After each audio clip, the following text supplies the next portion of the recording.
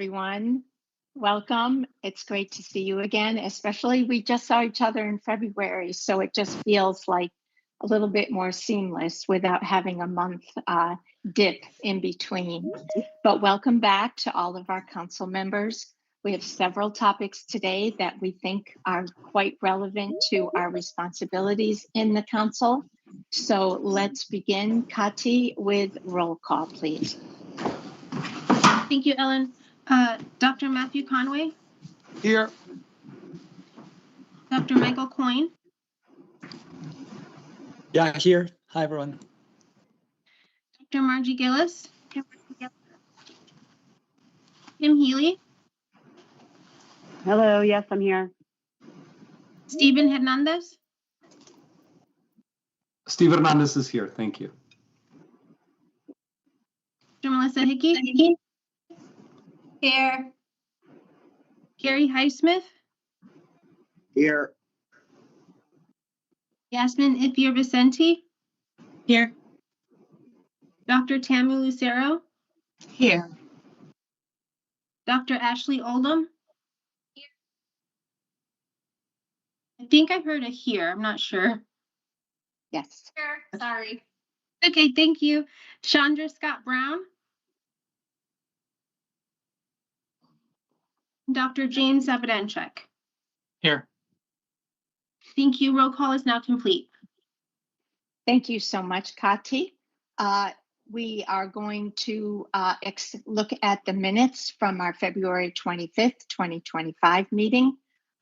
Do we have a motion to approve the minutes dated February 25th, 2025? Please raise your hand. It's just easier to see. Matt Conway on motion. Thank you. And I think it's Kim. Thank you.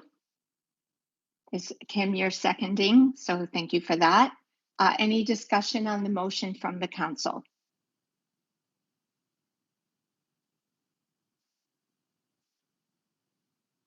Hearing none, seeing none. All in favor of approving the minutes, please use the raise hand button on your screen.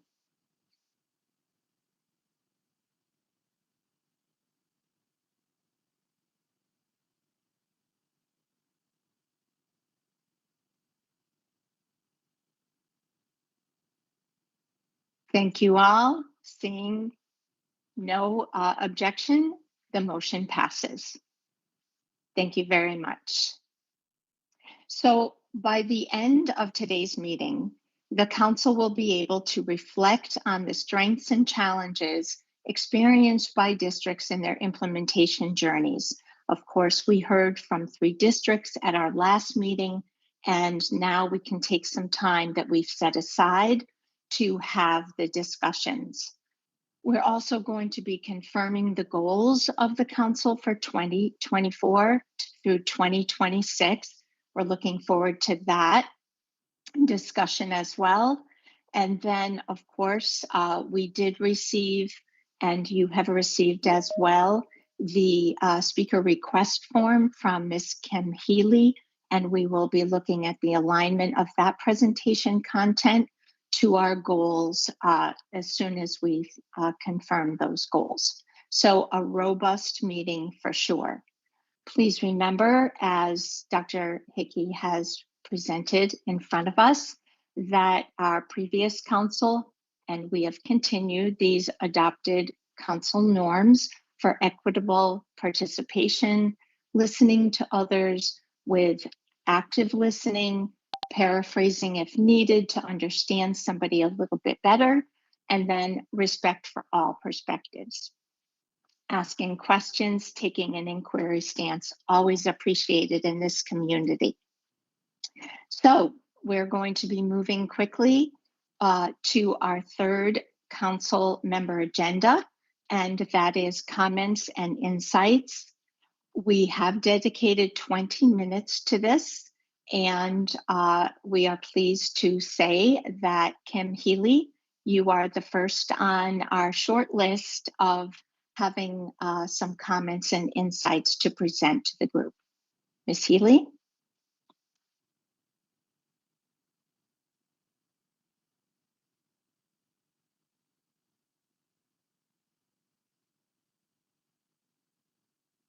Kim, you are muted. If you could just unmute. Oh, okay. Got it. Thank Got you. it. Okay. I thought I had done that. Sure.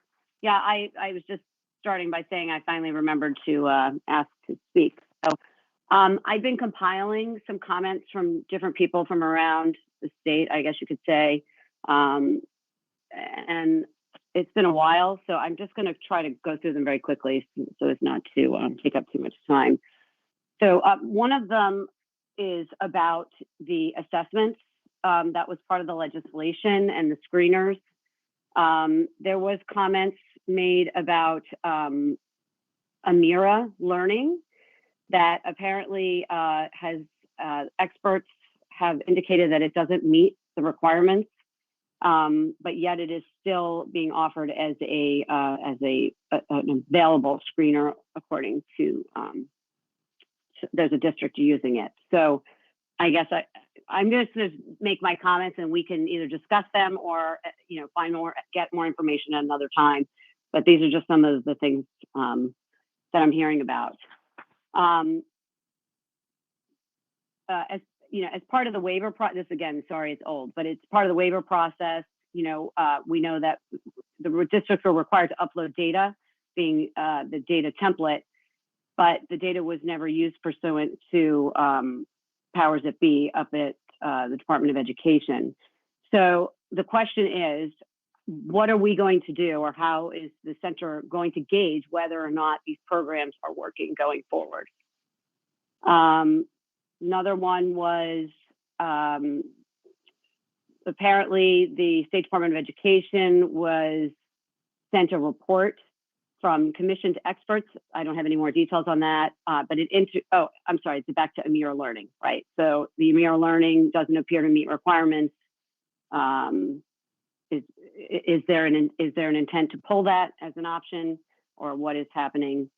What is happening with that? Is it being reevaluated or not? Believe it or not, June 17th, 2022, apparently the council was sent a letter from a woman called Allison Quirion. She has recently sent me a copy that she had asked to be distributed to the council members. I have never received it. It has a lot of really good information. So if it's okay, I'm going to send a copy to you guys for distribution to the members of the council.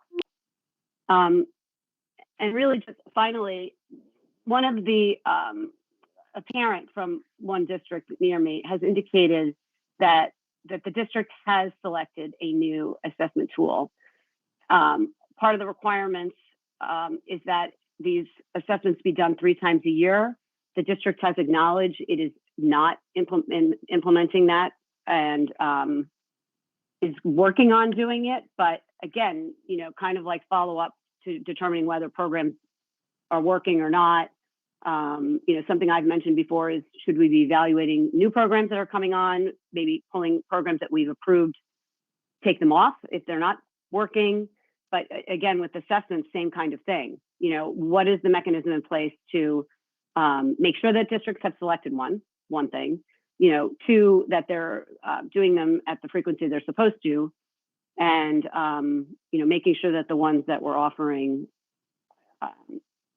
are providing the data that we need to evaluate things going forward and to hopefully see improvements in reading scores throughout our state.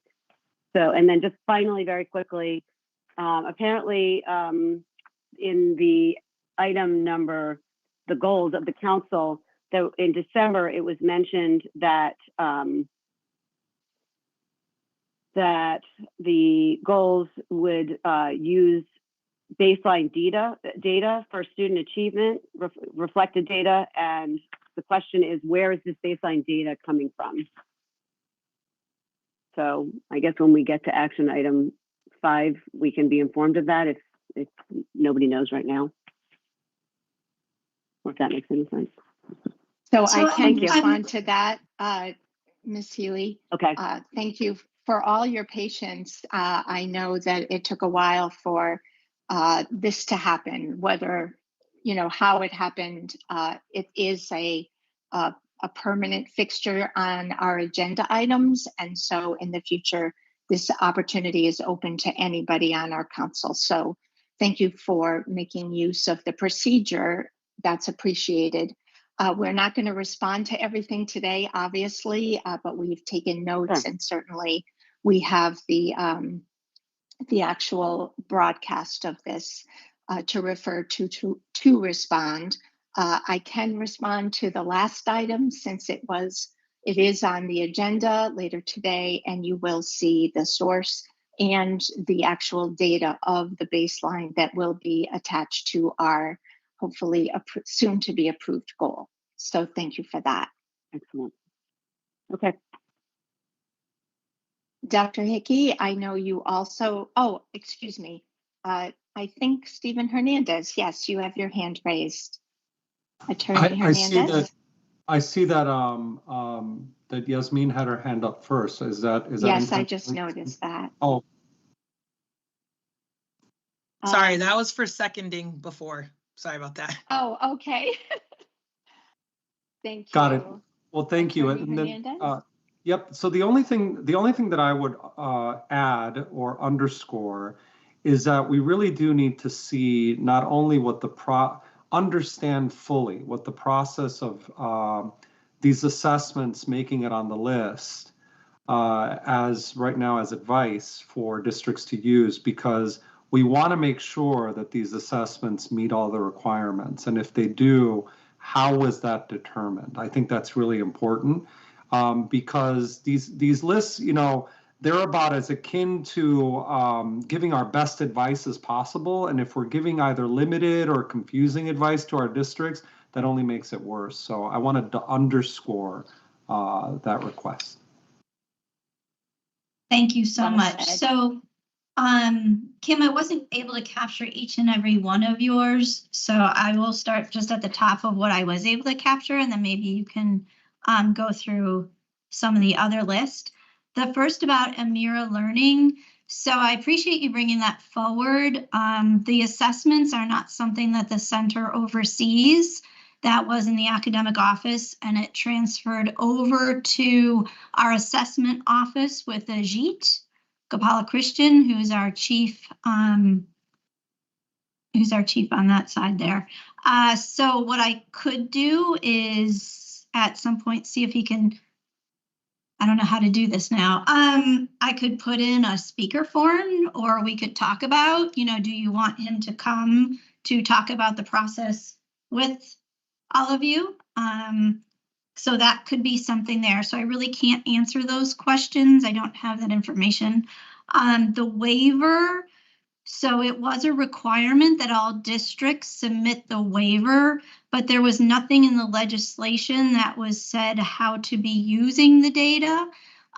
Also at that time, what we were doing was allowing districts who were putting forward data from assessments that weren't on the approved list, they were putting those forward.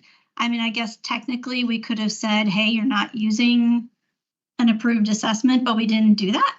What we did was we just acknowledged, and that was acknowledged on every single waiver, that the data was submitted as it was legislated. So once again, they were required to upload the data and share those data, but they weren't required to be used in the waiver process. So before you move on, I think Sure. I maybe didn't read it clearly enough. I think that was one part of it, but really it's more about what are we going to be using? Are we going to be using data going forward to determine whether or not the programs in place are successful, right? What is it going to, we've talked about this, I think, as our goal, right? Obviously, at some point, we've got to decide what we're going to use to determine if the programs that these districts have implemented are successful, right? So I think that's really more the question. And what is that? What is the plan for that? Sure. I don't think we have it yet because I mean, the districts are not fully implemented. Correct, exactly. So different districts are in different places according to the implementation timelines. Some already were using the program, so they're in a little bit of a different space. Some just recently rolled out. Regardless, all districts have to be implementing fully by July 1 of 2025, which is fast approaching. So how will we know that these are working? The districts will know, because the districts have in place structures where they give their assessments, and then they use those assessment data to drive their instruction forward. So if it is not working, what they then do is they say, all right, what do the kids need to then further their instruction? You know, I know when we lean back on research, it does say that there's anywhere between 95 and 99% of kids can read. So, you know, I'm hoping that districts are using that as their guide, you know, to get all kids to be able to read. And I don't know, do any districts want to share how you are ensuring that what you are doing instructionally is working for kids? I don't want to hog the air on that. But every district we have here is really working hard.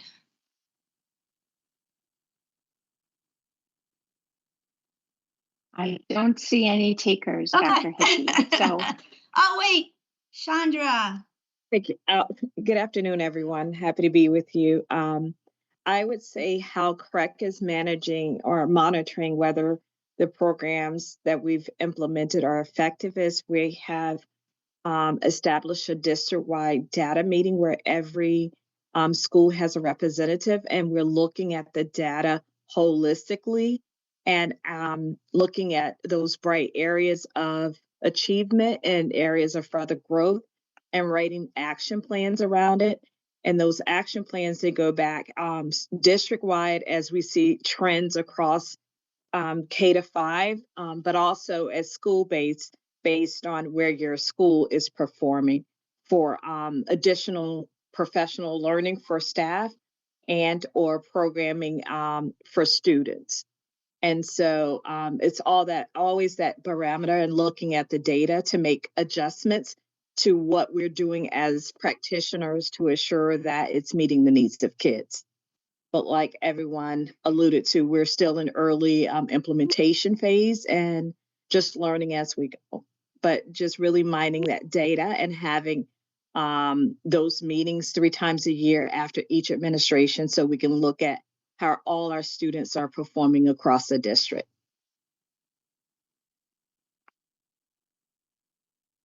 thank you so much, Principal Brown. And Ms. Ithia Vicente? Yes. I always sometimes I get not confused, but I focus, you know, the new programs that we had. Hartford did Wit and Wisdom, but with that incorporates foundations for the phonics. And I keep forgetting that's part of the new program that is all encompassing since we've been doing foundations. So I got to remember that foundations, Haggerty, the phonological awareness and the phonics and the reading comprehension is part of that program that we've chosen.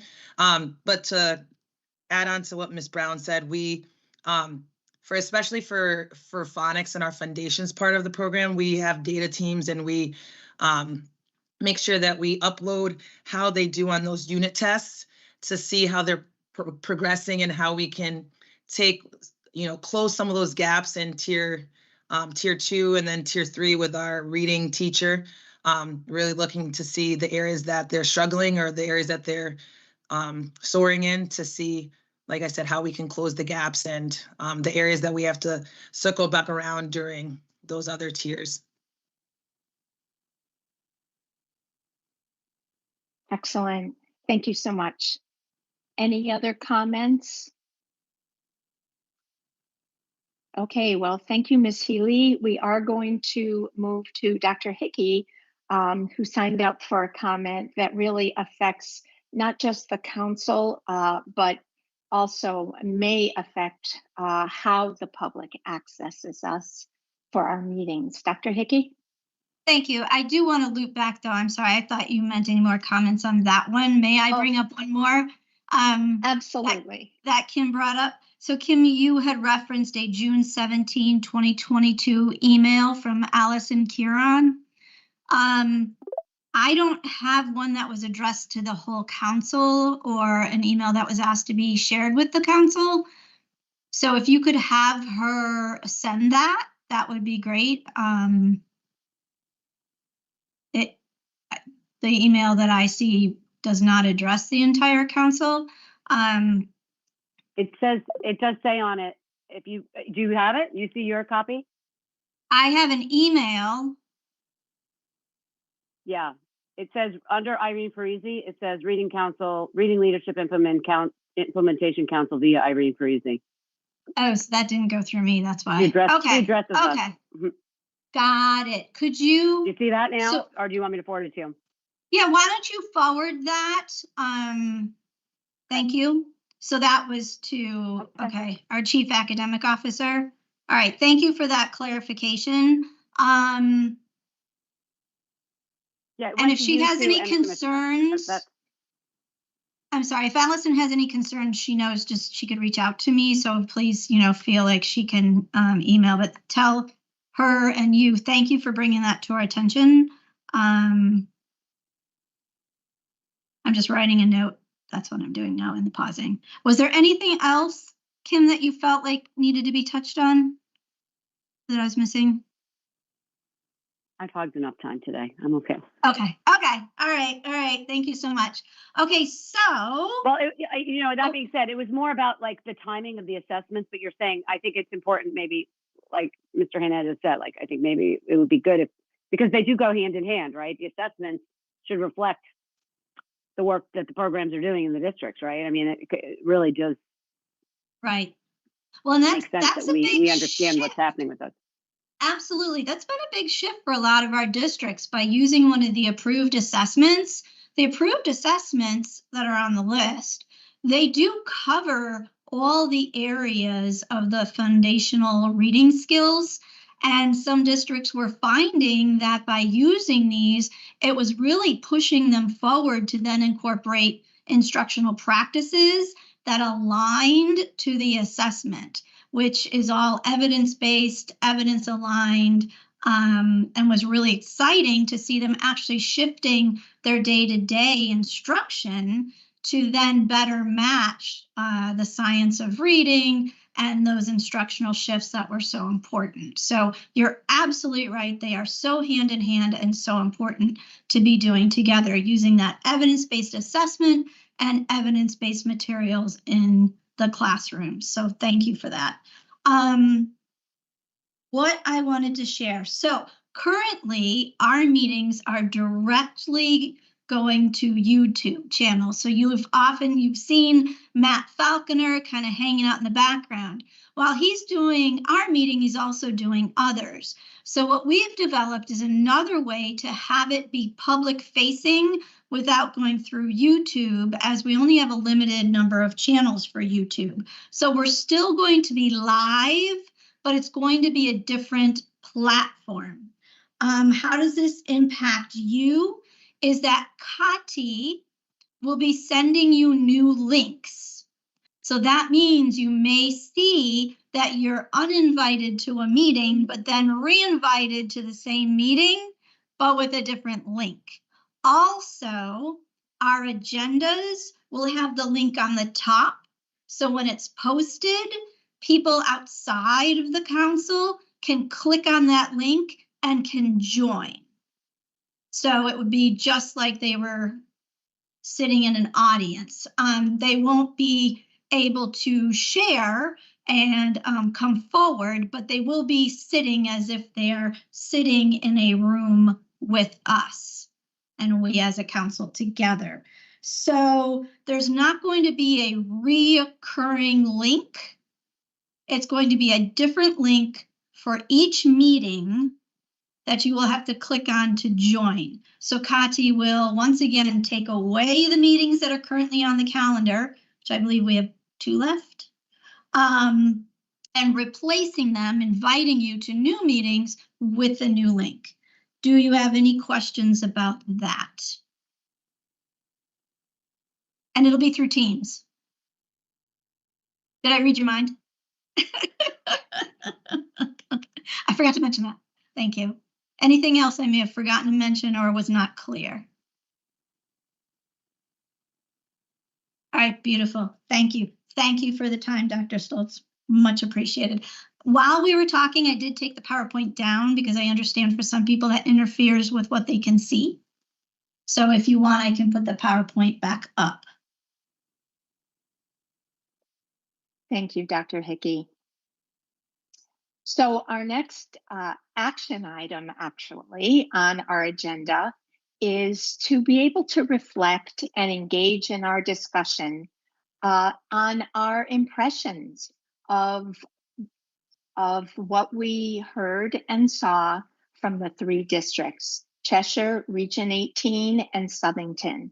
And I know that if you were not in attendance at this meeting, this discussion will probably help you to understand what we all experienced in listening to the implementation journey, strengths and challenges. So Dr. Hickey and I prepared in advance several questions that we would like you to just review quickly.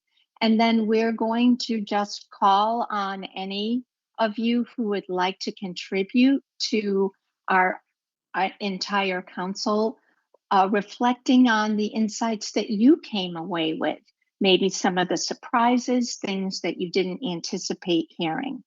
So I already see that Dr. Hickey, you're raising your hand. Well, I actually wanted to clarify something for everyone so they understood. As you know, after each meeting, we post on our dedicated council website the meetings and PowerPoints.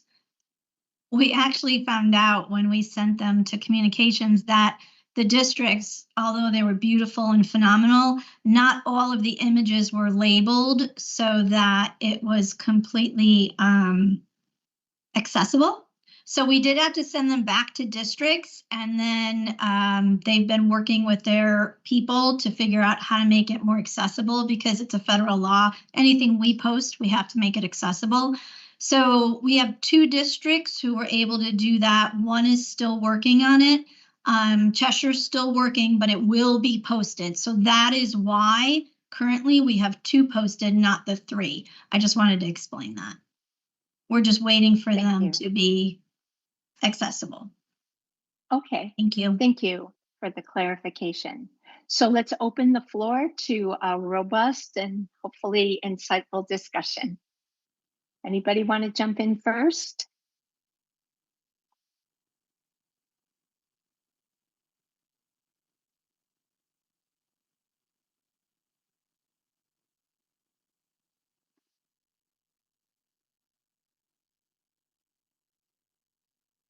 Yes, Attorneys Hernandez. Thank you. I mean, I guess if there's any takeaway for me, it's, you know, when we meet districts where they are in terms of their level of available resources, if we assume, right, if we can assume in some way, because they are working with the department in some way to do the best they can by their kids and accessing early literacy, then when we meet them where they are and they tell us what they need, it's then the responsibility, our responsibility as a state, to resource them in every way that we can. And I really want to encourage the continued commitment of this department, because you've done it, it seems, but continued commitment to this technical assistance and to this professional development and the resources that come with that. And I think it's incumbent upon us to really put the pressure on the funders, right, on the legislature, on the investors, because this is where, if we mean it, that we want to resource districts in a way that they have an impact on our kids, then we have to meet their needs where they are. And again, I'm assuming the best case scenario where districts are saying, you know what, we're on board with this, but we're going to need your help. We can't do this alone. So I just wanted to reflect on that because I saw 3 different districts doing the work and doing their best at at various levels of entry point, but doing the work and in good faith coming and testifying to that. Thank you. Any input from our districts who are going through this implementation journey?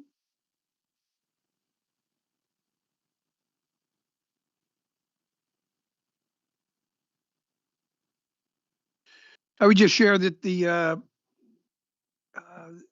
I think we could all, at least, I'm sure Gary the same, we can all relate to the presentations we saw. We're in kind of going through those same steps and phases and on the same journey as the other districts were. So it was reassuring to know that we're kind of all experiencing similar type things along the journey, depending upon entry point and where we are today. Thank you, Dr. Conway. Anything in particular that stood out to you from the presentation, or anything that you see in your own district as a strength or challenge?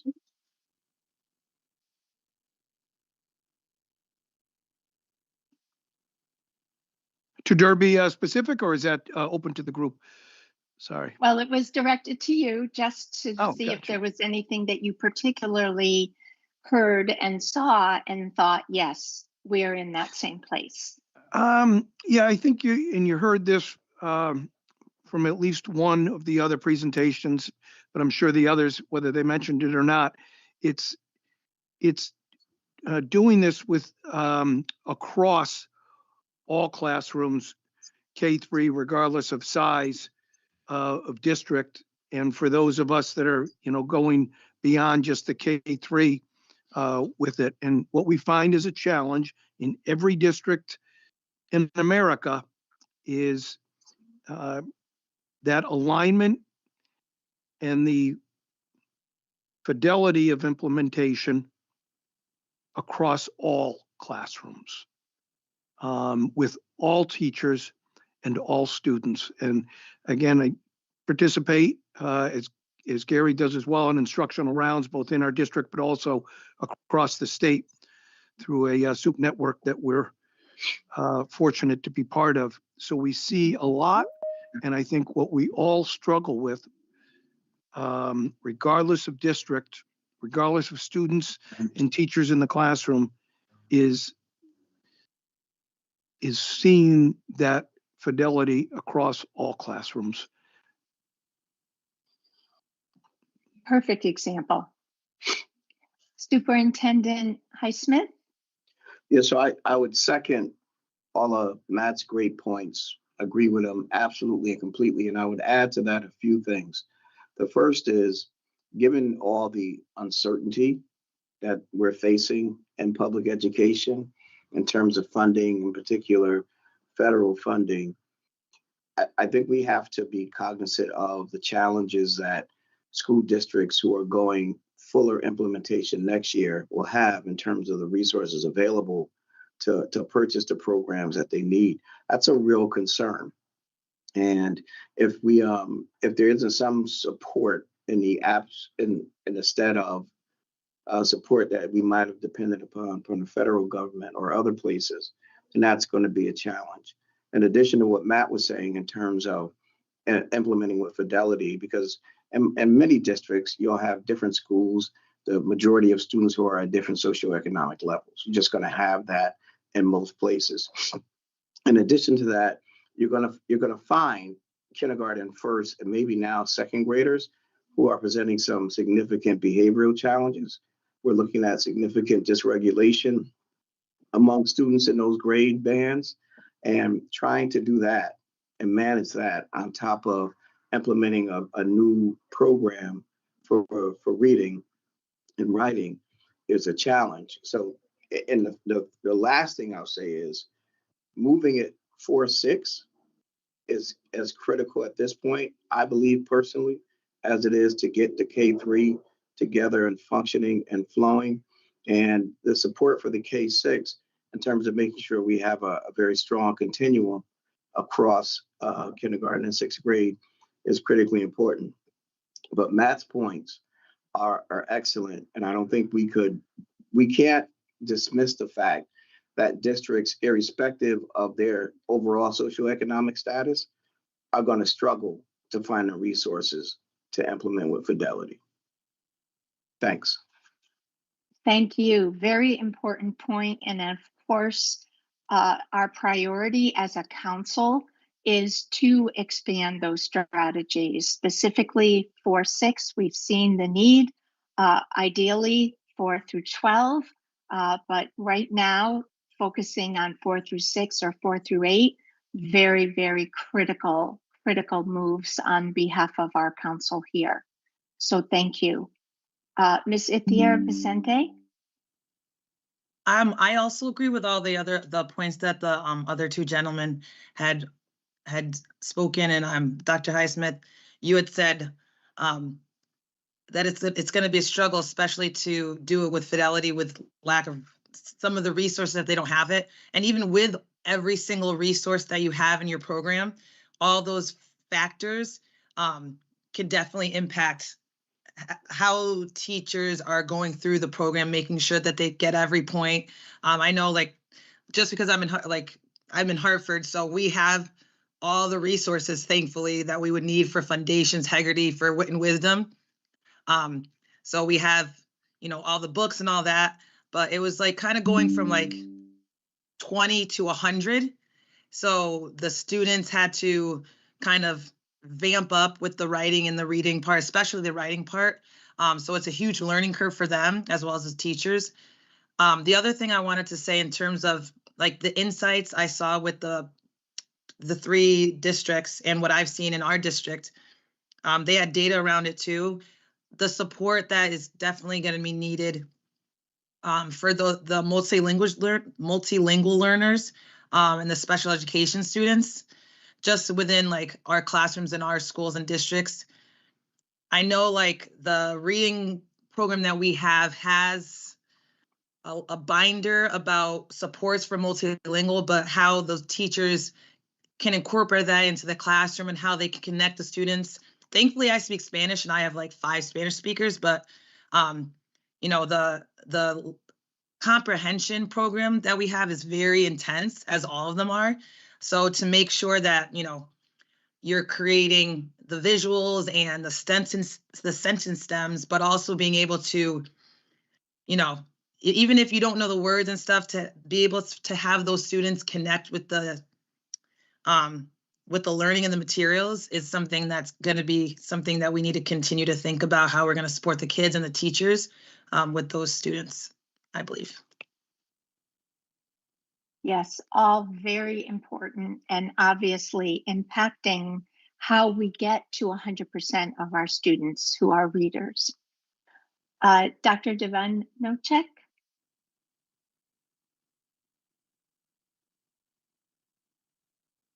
Muted again. Thank you. Sorry about that. I want to echo a lot of the comments that were made already, particularly Mr. Hernandez's point about entry levels. We here in Fairfield entered when we saw the legislation coming, and we began with PD, and this year brought a program in. And Dr. Conway's point about the consistency piece, it's great to go across 11 elementary schools and regardless of the 3rd grade class, see a lot of similar things happening with that. I guess I also have to say that, when we began, it kind of looked like the word recognition piece.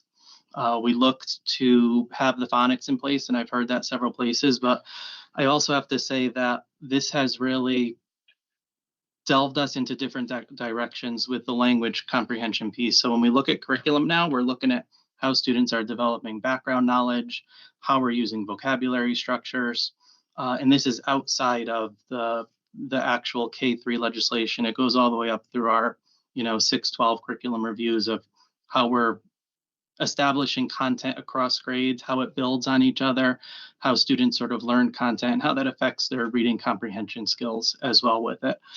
So I would say it's had a great impact in terms of consistency and rollout, and also has really changed our thinking around how we write curriculum, how we do PD around it, and how it sort of gets implemented when it hits the ground the next year after board approval. Thank you so much for that insight as well. And you can hear the commonalities of our concerns just from the council here. Dr. Hickey? Thank you. So, I reflected on the questions.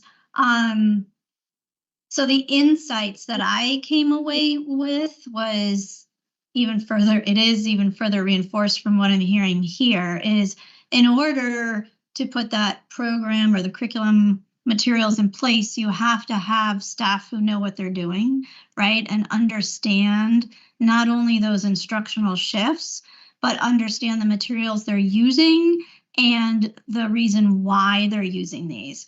I was talking to a district recently, and this person said something that really resonated with me. It wasn't one of the districts in our presentations, but she said that in her district, there's a constant unlearning.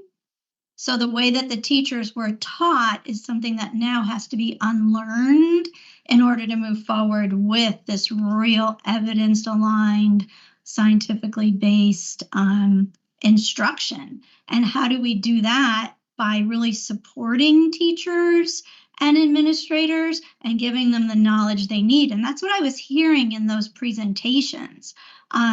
Region 18, Southington, they were really talking about how important the coaching and the professional learning was so that people understood why. Why are we making this shift?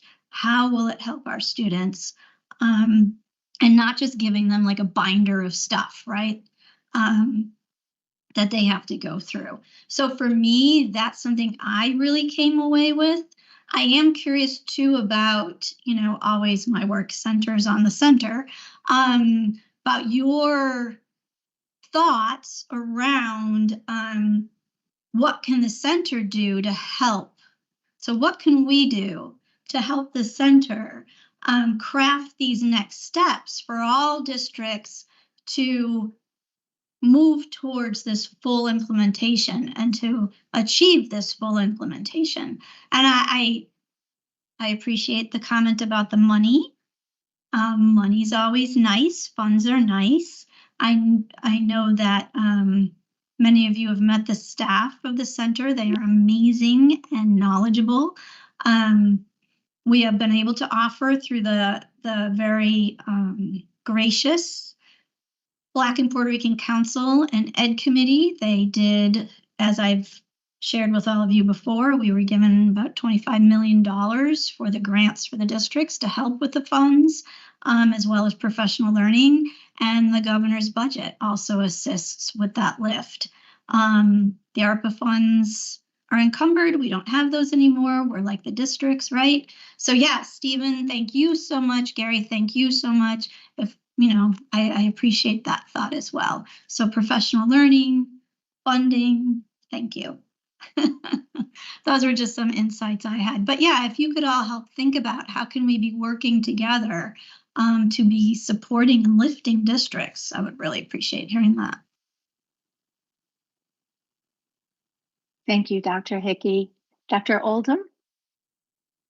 Yeah, thank you. So just related, this conversation is really encouraging, as was our last time. And one of the things that really it connects to Dr. Hickey's comments and others, how important building teacher knowledge is, building teacher expertise, listening to teachers, listening to these communities of practice and coming alongside them. And how do we do this here in our context? And that came through really strongly for me in hearing from each of these three distinct communities.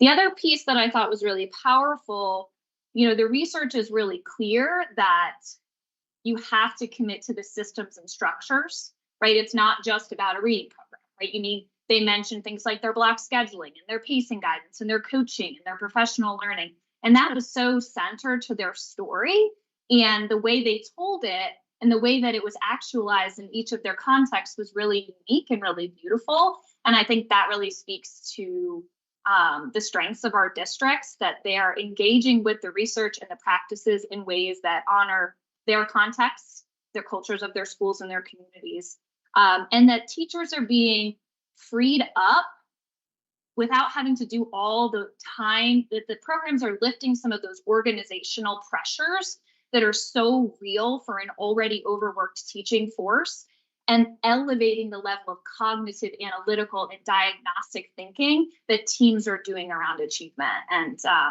it just was really, really encouraging to me. So. Thank you, Dr. Oldham. Certainly practices that we want to see and hear about. Superintendent Highsmith? Yeah, I would just say, I think as I reflect on a year and a half or 2 years ago up until now, if the learning would have preceded the program choice, I think a lot of the anxiety and intensity would have been lessened. So we have another opportunity, given that we have the science of reading learning that we've done, to get out in front of the programming and put the learning first, and the learning will drive us towards a program instead of having the program drive us towards learning. So it's an opportunity for us to take a look at it. If you're going to move to 4-6, or if we're going to, and we need to do more work with ML, right? Like, so we need more science of reading related specifically to students with disabilities and students who are multilingual. I think with those two modules per se, you could have a whole science of reading thing just on those two student populations. So I would hope that we would consider the learning before the selection, because it should drive the selection. Thanks. An insightful point about what comes first. So thank you for that comment. Ms. Healy?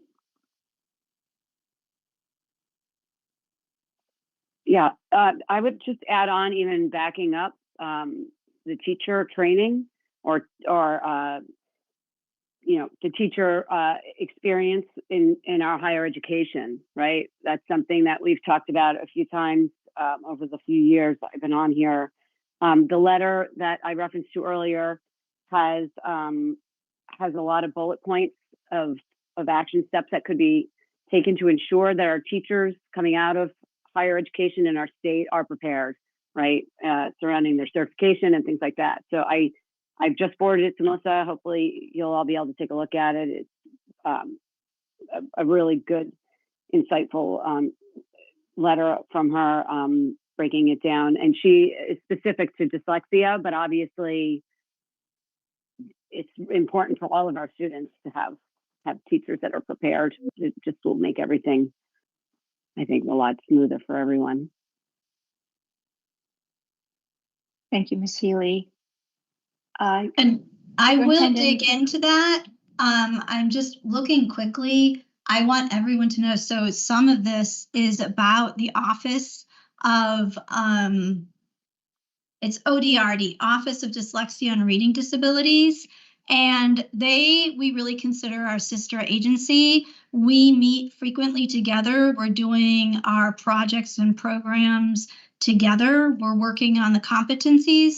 Lisa, she's been leading the work from ODRD, but our staff are involved with that. We are also taking those competencies and putting them, because they're around, how do we graduate teachers, pre-service teachers? So people who want to be a teacher, how do we graduate them with the knowledge that they need so that they're competent? So these are those competencies, which ODRD has been working on with our support. And what we're actually doing is tying our work together so that those competencies are really driving the professional learning around structured literacy and what do we need for our teachers to know, understand, so they're able to do.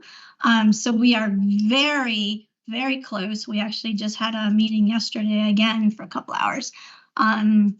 People wore green, just as a side, since it was St. Patrick's Day. But it was a great meeting. We really love to be working together. So I do want you to know that please be assured we are working very closely together. And I will, like I said, Kim, I'll dig into that email and find out more for us, okay? Thank you, Dr. Hickey. Thank you. Superintendent Highsmith, you still have your button on, or do you have a comment to share? That was just me being forgetful. It happens every now and No then. worries. Put my hand No down. worries. And the same with Ms. Healy. Is your hand raised? Okay, so then we'll go right back to Dr. Oldham. Yeah, I just wanted, my hand was raised. I just wanted to say, Kim, I totally agree. And Melissa, thank you for reminding us about that relationship. And, you know, in my role here, I lose sleep every night. No, I wake up and think about preparing teachers to teach reading. That's like my life beat.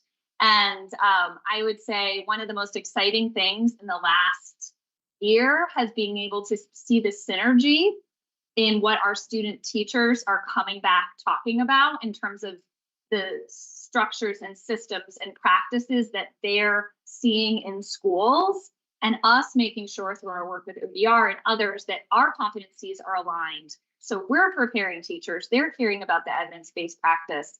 And it's so exciting to be in student teaching seminar and hearing them talking about going to a data team, meeting with teachers around the new reading program. And we're seeing it on the higher ed side, that synergy between teacher preparation and that transition to induction. It's very, very exciting. So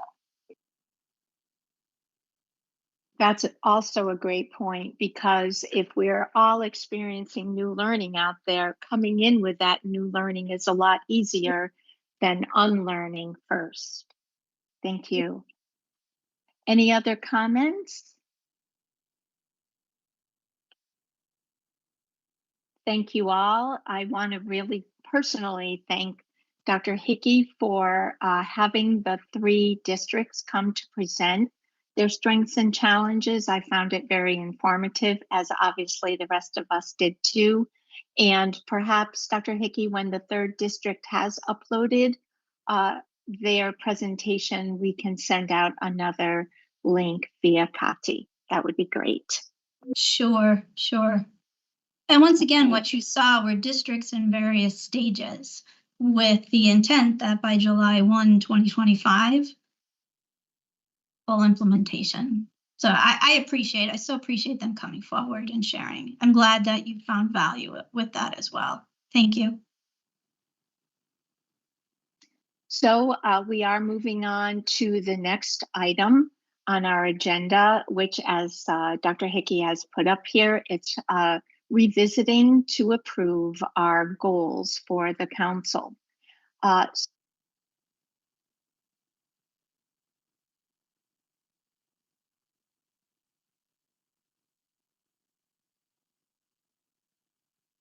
Everybody. Success is measured beginning with student data. So Dr. I'm Hickey, sorry. I'm Did she freeze for you, or was it just me because I'm in the office, everything froze? No, she froze for you? Okay. Dr. Stoltz, you did freeze. Oh, I did? Yeah. Am I frozen now? No, you are not frozen now. Okay, great. Just to move us to the next agenda item here, Dr. Hickey is going to walk us through the suggested edits so that we are referencing and developing a goal that hopefully we will all agree with, that is written with success for all students in mind. Sure. So as you know, we discussed the goal previously, and there was feedback from the group about making some tweaks, some of which really talking about students. So what we did was hear about, as a result, 100% of Connecticut districts and charter schools will deliver evidence-based comprehensive core literacy instruction to promote success for all students. Actually, what I'll do is I can just give you a minute to read this. And then I do have a follow-up question, because we weren't certain if you wanted us to put numbers in. I know that there was some conversation, I believe it was Dr. Conway, perhaps, and Superintendent Highsmith, who were talking about more specific data. So I could show you the plan, the literacy plan that was created for the center by the previous council that does have those data included to see if you want them in here as well.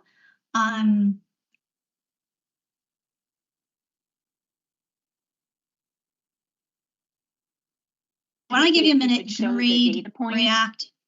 Oh, you want me to? Sure, let me hang on one second. While you're reading this, I will pull those up, okay? Perfect, thank you.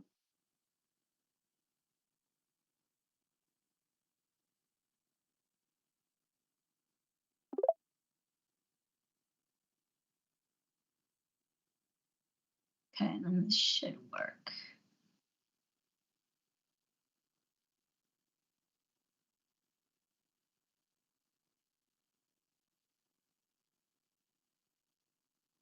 So just as a reminder, this is the K-3 literacy plan for the center. This was a joint effort with the council and the center. I'm going through the goals for the center with the 3 strategic goals, and then outlining here, where did I just have that? Here, I just highlighted that, by 2023. So aligning with our ESSA plan. Is that what you all were thinking, like getting into stuff like this? Or was that 100%? I'm just curious about your feedback.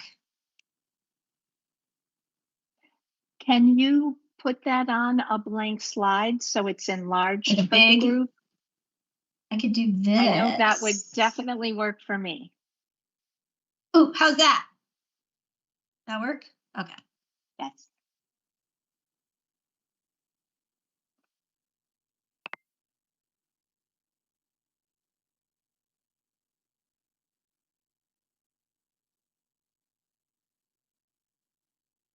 Dr. Hickey, were there data points that came from Smarter Balanced for grade 3? So these are all wrapped into that. I'm sure a district could better explain than I, since their lives revolve around these milestones and each year looking at their students as to how much the growth percentile is. I don't know, do one of you want to explain about that?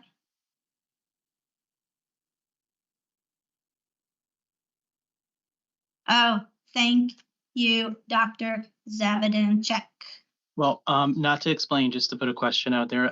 The Okay. grade 3, 2A and 2B, we generally don't get growth till 4th grade. 3rd grade. Oh, yeah, that would make no sense, would it? It'd be more the 4th and the 5th grade. Yeah, so I don't know if these are I know it says grade 3 indicators on there, but it looks like 2A and 2B would come in 4th, at least in 4th grade or beyond. We'd have to watch that group of 3rd grade students over their trajectory of 3rd, 4th, 5th, and 6th, 7th, 8th, etc. So those are the data points that the previous council put there. And then people might be fine. If you're fine, let me see, here we go. So if you're fine with the way this stands now, that's great. We just wanted to ask that point about when you were talking about students or scores, how deep did you want to get into it here?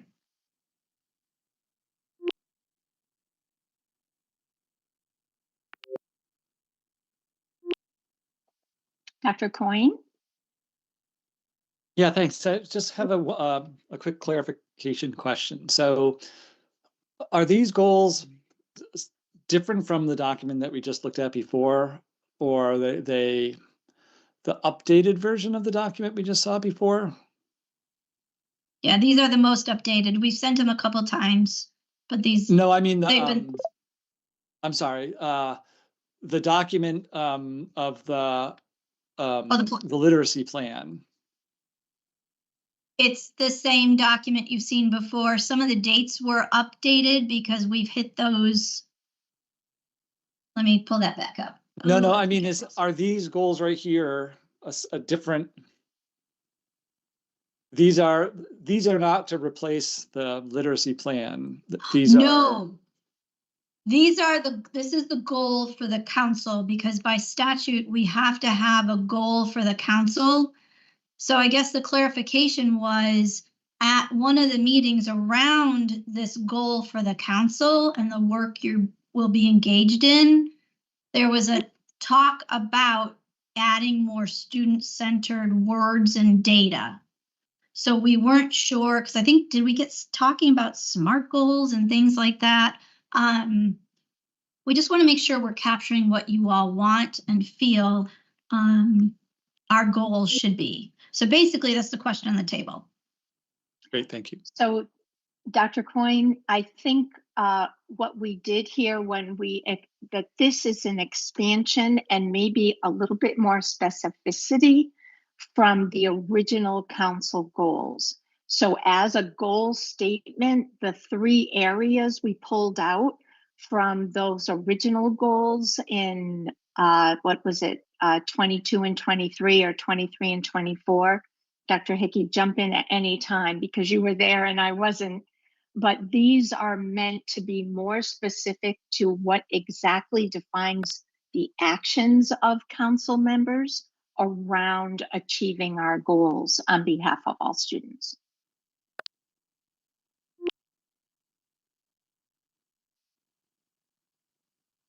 Let me show you. So here is the center. Here is the Reading Council, which I've shown you before with our button here. These are the prior goals. We all had looked at those prior goals. You had given feedback about, should we keep, should we move forward, should we change? And then we created a draft. And what we're doing now is presenting you the draft to see if it captures everything you wanted in the goal. But the only question on the table that I had was around the student data. How deep into that? Is it okay to reference it as we did in the slide here? Or were people really talking about getting into scores and things like that? And what assessments and what are your thoughts? Does that help, Dr. Coyne? Yes, yeah, thank you. Prior.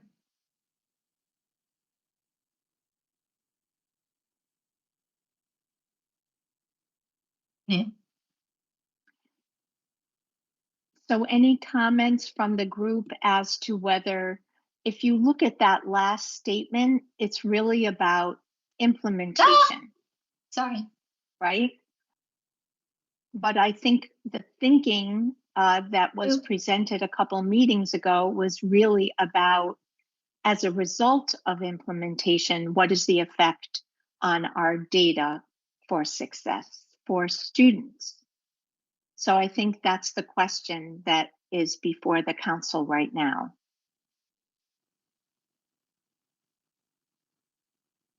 Principal Brown. So I'm thinking if this is an overarching goal, the 24-26 timeline is relevant. But as we go to specific things that need to occur, for example, as we move into grades 4 to 12, then we have the by specific year.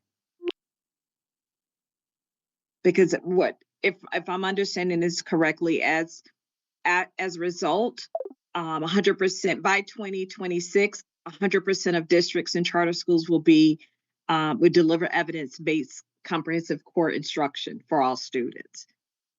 Correct? And then when we get to how they're going to do that is when we go through laying out by a certain date, grades 4 to 12 will choose a universal screen, adopt a program, things of that sort. But if we're just looking at overarching goals, I think this may be sufficient. Thank you. Any other comments or questions before we hopefully reach consensus around keeping this as is perhaps adding the date. I think the date might be a very important marker. Dr. Hickey, if you would, if you agree with that. So the date by which that Principal Brown was suggesting, because I do think if it's that, then we need to have a conversation, and maybe that's more of a,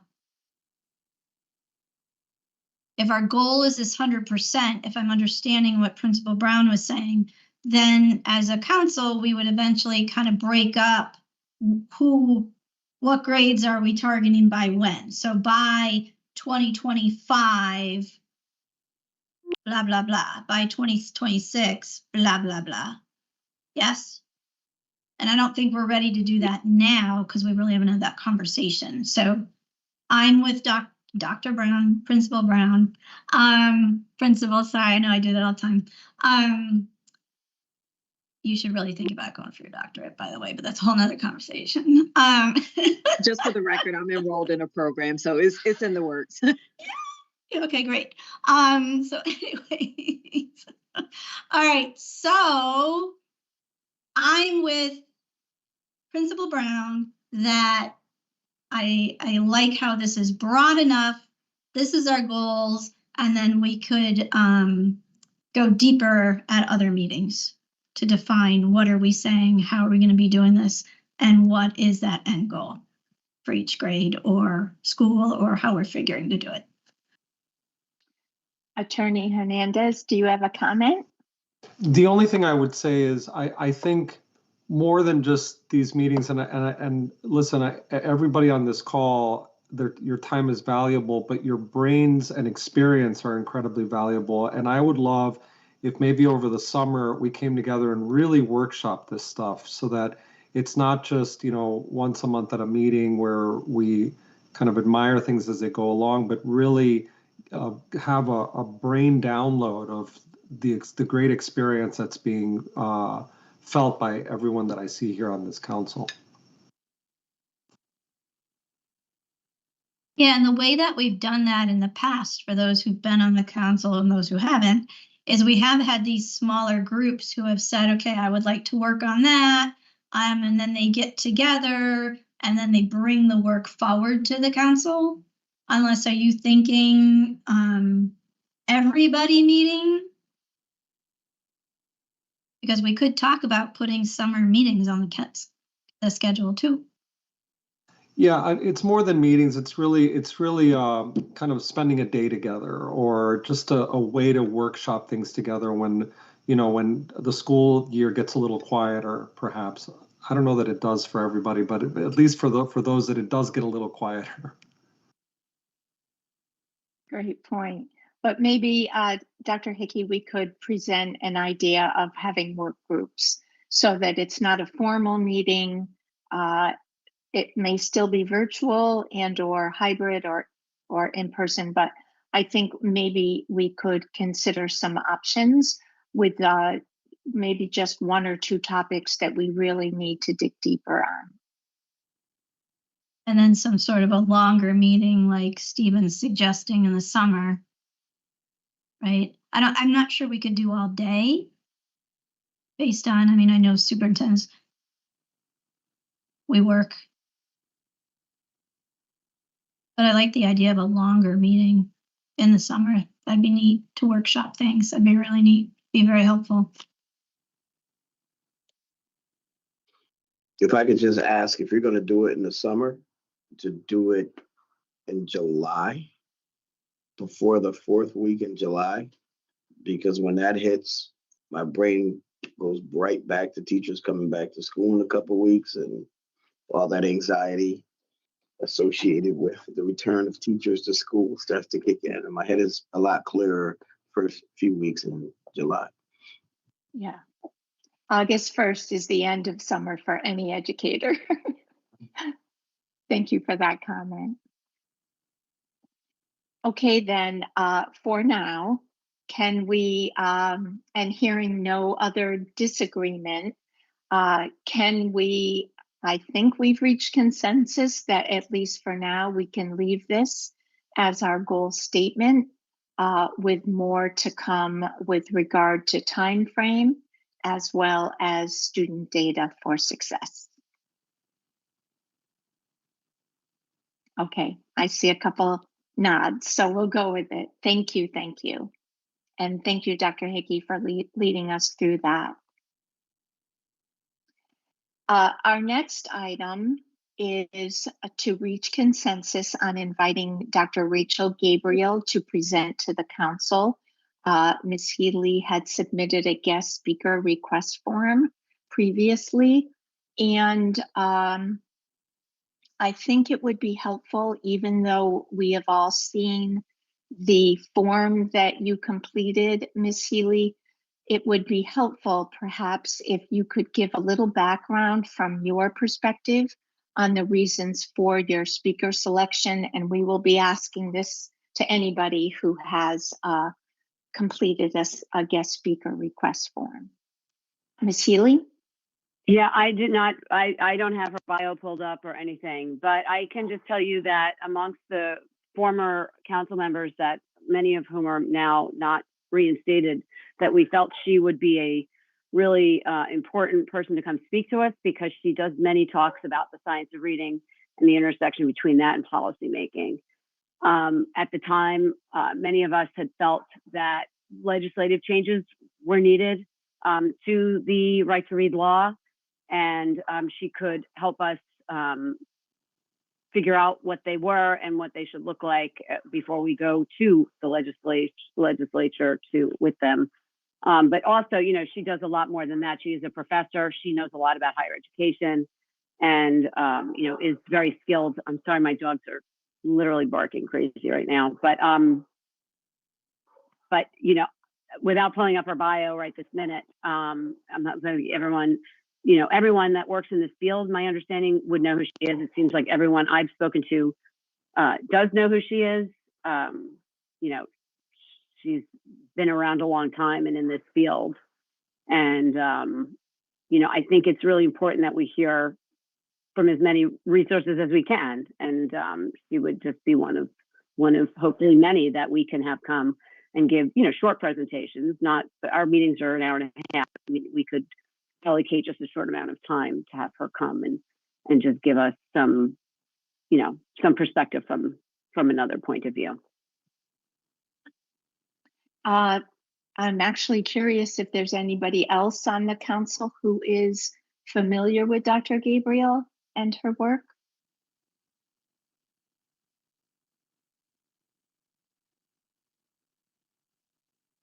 Okay, so then, oh, Dr. Coyne.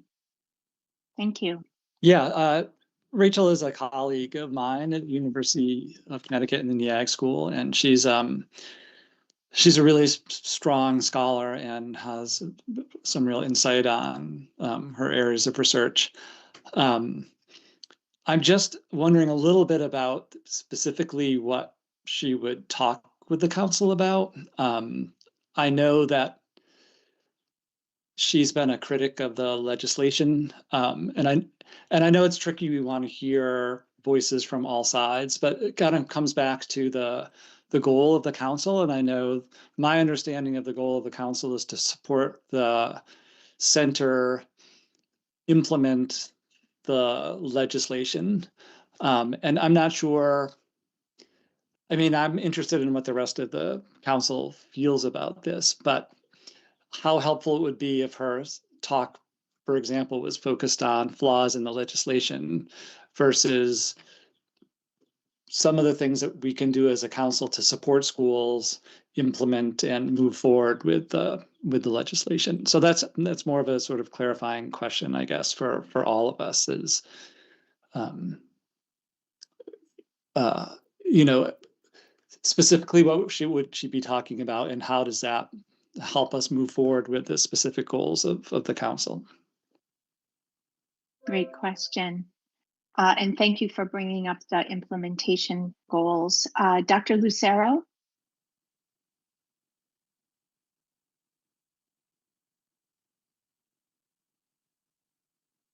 Oh, this Teams is so tricky. Try clicking on the mic again. Sometimes it flips off. Oh, can you hear me now? Yes. Yes.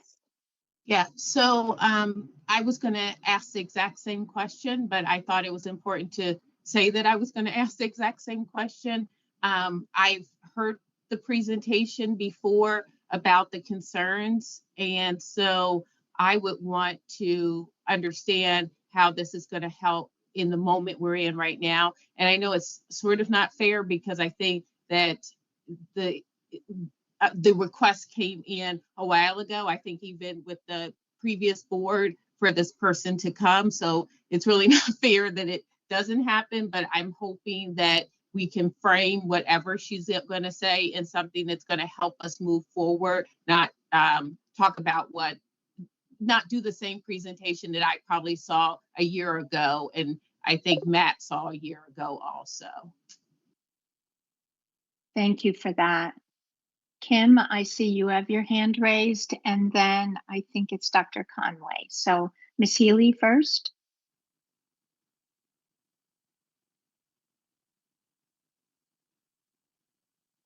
Sorry, I'm muted. If Mr. Conway has something specific about the speaker, I was just going to comment about why I think it's important that the council hear some of the things she needs to say. Okay, well, I'll defer to Dr. Conway then first before we come back to you. Thank you. I think it'd actually be real neat. So I love the idea of, now that we're further down the road, hearing from somebody who may have been a critic of the legislation in the beginning. Here we are now on that journey. What insights could that same individual share that they may have heard, learned, or observed throughout this journey? And where are they today? Knowing this is the point in time where we are, would they go left, right, or keep going straight with this? I think is always valuable information for any group who's charged with navigating many, many others on this journey. Thank you. Kim, I also have a comment from Dr. Hickey, so I'm going to go to Dr. Hickey and then we'll end with you so that you can hear the perspectives of the council. Dr. Hickey? Well, I'm just wondering, since it was so beneficial to have the 3 districts, what if we entertain having a panel?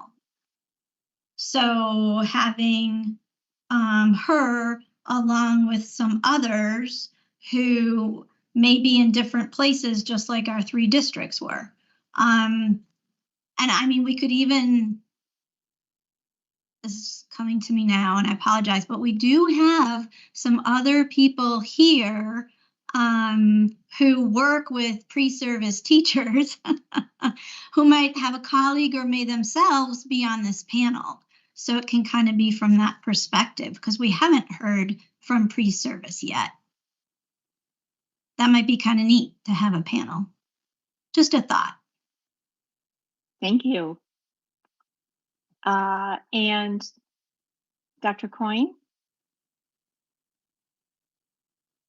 Yeah, I just want to say that I think a panel is a great idea.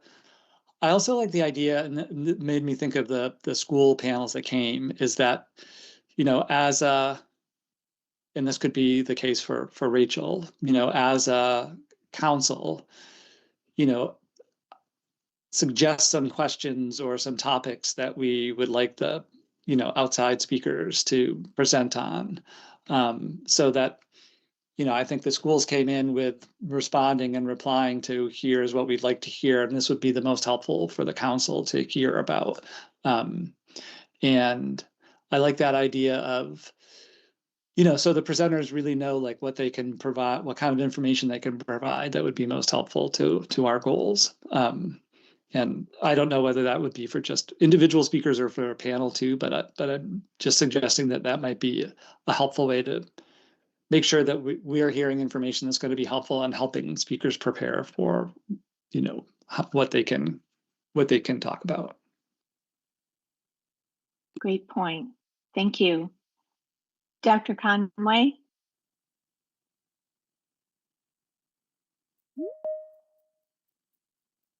Sorry about that. I left it up. Sorry.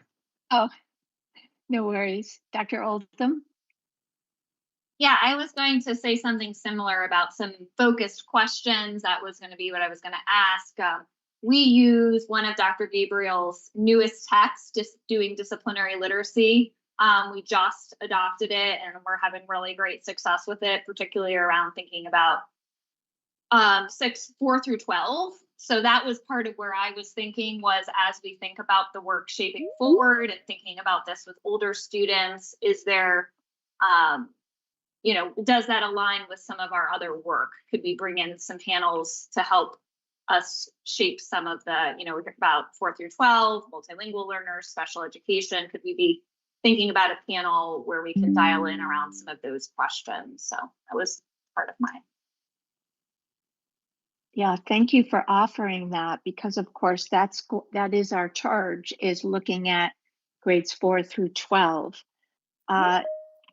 Any other comments before we decide as a group whether to have Dr. Gabriel as perhaps part of a panel, which I think makes sense from what I'm hearing from our members? Dr. Hickey, any thoughts? Do I get the final comment or? Yeah, We're going to come back to you. It was just an idea. I mean, if people would rather she come on a specific topic that you feel could help 4 to 12, that's fine too. I was just thinking about how much it seemed to be beneficial to hear from 3 at once. Just a thought. So it would be up to the council to decide. Okay. Can I just suggest? Can I suggest Yes. that if you do have a panel, it only be a few people. Anything more than 3, then nobody gets to talk as much as they like, and then everybody's going to be fighting for airtime. So the fewer number of people would be the best. You got that. Good. Thank you. Okay, and back to Ms. Healy to close up our conversation here before we So decide. I actually really, really think a panel could be a really good an avenue to go down. I would say, this request has been out there for almost a whole year, and she's known about it. She's known that we have requested her to come in. I fully agree that we should give questions to all of our speakers, because we don't want people going off on their own agenda. Again, bringing things that are important for us to learn about, that we are not hearing at our meetings or out in the public. And I would encourage my fellow council members to get the first person started. Let's have one speaker come. We can, you can send me your questions, Melissa or whoever from the center that would like to coordinate the date. I can be hands off from now on. But I think to put together a panel is going to take time, and we've already. I have been hoping to hear from. I didn't hear the panel that you're talking about, the panel discussion that Dr. Lucero was talking about, but I have really wanted to hear from her for a long time, and would encourage us to get the first speaker proposed by a council member instead of by the center, and brought to us to speak, and we go from there. So then, just to clarify, are we asking the councils in order to reach consensus so that this works for every group member?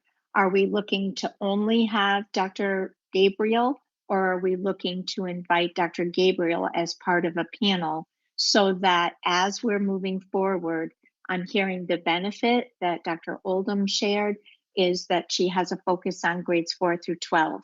Definitely need that.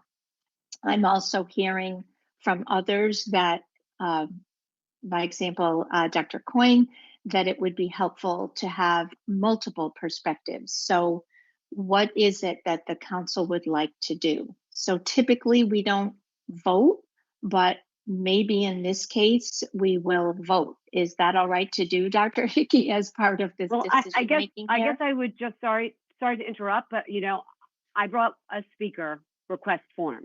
So I think at this point, instead of changing the entire project, the entire goal of having a speaker form, and then just flipping it and now saying we're going to have to go out and solicit other speakers and wait months and months for those speakers to be identified, that person's application be brought by other members, be vetted. We then come back to this and we have to pick it. We're looking at what, maybe September, October, November, whereas Ms. Gabriel has been, notified a year ago that we were going to ask for her to come. So I guess at this point, I have brought you a speaker request, and I think at this point needs to be either approved or declined. And again, willing to totally, send questions, give a narrow idea of what we want to be, what the talk to be about. But besides that, I did not bring a panel idea. If that's something we want to explore in the future, I'd be very open to that. But to reinvent the wheel and change my speaker application into something that is not something I brought, I think is quite unfair and kind of goes against the whole purpose of it. Okay, appreciate that. But again, just a reminder, Ms. Healy, that it is for our council to reach consensus that this is going to be a valuable experience that we would certainly look at, hopefully our next meeting, which is not until May. So with that in mind, I am going to ask for a show of raised hands on your screen, please. If you would like Dr. Rachel Gabriel to come and speak. I'm sure she has some points that she will bring forward, but we may want to consider also asking, in addition to her points, to focus on grades 4 through 12. So the question is, raise your hand, please, if you would like to have Dr. Rachel Gabriel attend, hopefully, our next meeting in May as a presenter.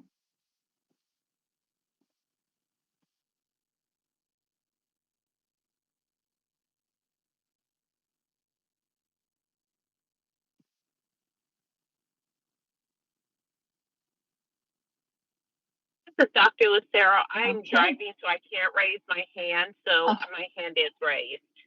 Okay, thank you. From my count, we had at least 9 or 10 hands raised. So we are moving forward and we will be in touch with Dr. Gabriel. Dr. Hickey, will that go through your office? Yes. Yep, I can Okay. contact her, no problem. Excellent. Miss Healy, could you just send me the contact information so we can set that up? What I would appreciate knowing too is the specific questions. Before I knew what questions to send out to the districts based on our conversation. I know we only have 2 minutes, so I did hear, if she's doing new things around disciplinary literacy, I personally would love to hear about that. It guides not only the work we're doing as a center, but as a council and as a state department. And I know that districts, they themselves would really find that very interesting. I hear what Dr. Coyne is saying too. Our responsibility, I'm pointing to the goal that I have up, right, is to support and inform regarding the implementation of the right to read. So really knowing that we're supporting the law, we're moving it forward. I think that disciplinary work could really help with the literacy strategy work. Thank you, Dr. Hickey. Thank you to the group. We are going to be reaching out. So thank you, Ms. Healy, for bringing Dr. Rachel Gabriel forward. It looks like we are going to try for our next meeting. So just for your own records, our next meeting is May 20th, and we look forward to seeing you then. Thank you for your robust engagement with our questions, with the discussion. I think it really benefits our work going forward. So enjoy the rest of your day. Thank you.